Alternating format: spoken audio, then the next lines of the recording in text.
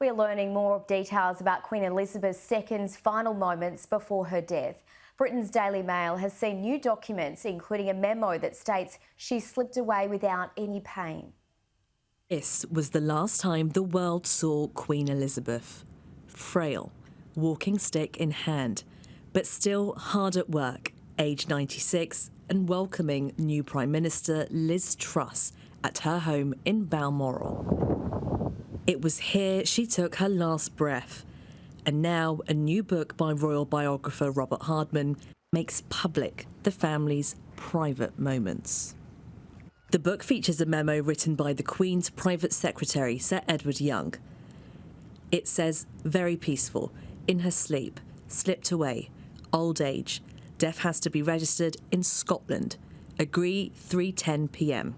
She wouldn't have been aware of anything, no pain.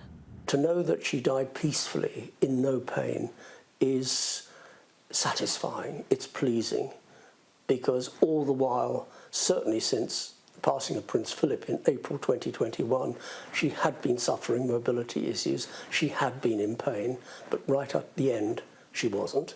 That's good news. Until the Queen's last moments, duty came first. It's reported even after her death, in a red box, she left some notes, her recommendations for the Order of Merlin, and 2 private letters. She was working right up to the end. As far as those letters are concerned, I would have thought very, very personal to Sir Edward Young, presumably thanking him for his unstinting service, and maybe a little bit of advice to her son, who was about to take over and who obviously did take over. But they would have been very personal letters, and I doubt we'll see the light of day, certainly not in my lifetime.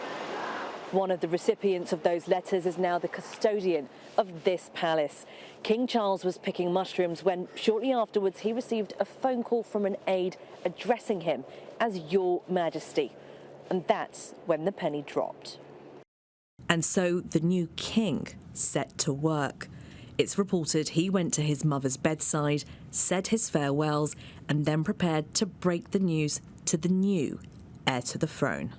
These plans have been in place for a long time, and I think we can see that detailed in this memo here. You know, we know that the plans have been going on for an exceedingly long time, and they played out in the way that the royal household staff and Queen Elizabeth II would have wanted.